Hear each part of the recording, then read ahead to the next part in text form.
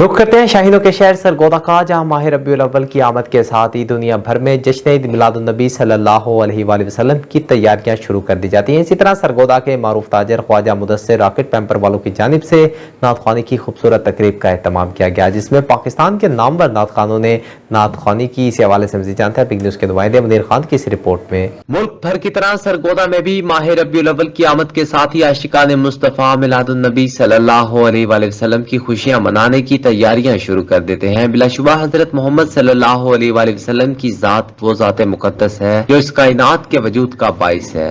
अल्लाह ताला फरमाता है कि ए मोहम्मद सल्लल्लाहु अलैहि वसल्लम, अगर मैं तुझे ना बनाया होता तो मैं कायनात भी ना बनाता, बल्कि अपना खुदा होना भी जाहिर ना करता। तो फिर इस रहमतुल लिल आलमीन की आमद की खुशियां भी ऐसे ही जज्बे से मनाई जाती हैं। सरगोदा के मारूफ ताजर ख्वाजा मुदस्सिर की जानिब से नात ख्वानी की खूबसूरत तकरीब का इनेकाद किया गया, जिसमें पाकिस्तान के नामवर नात खानों ने शिरकत की। इस मौके पर शहरियों की बड़ी तादाद भी मौजूद थी। आखिर में हाजी बाबा मोहम्मद हनीफ की जानिब से दुआ करवाई गई और ख्वाजा मुदस्सिर की जानिब से पुरतकल्लुफ अशाइए का एहतमाम किया गया। ईमान का तकाजा है, हमें अपनी जिंदगियों को सरकार तो आलम सल्लल्लाहु अलैहि वसल्लम की तालीमात के मुताबिक गुजारने की जरूरत है। तेरी सनाए पाक में जिंदगी अजीम है, तेरी सनाए ख्वाब भी रब्बे करीम है, तेरी फिलादत का जश्न है चारसों, खालिक तेरा भी कितना है गफूर और रहीम। Munir Khan, big news, Sargodha.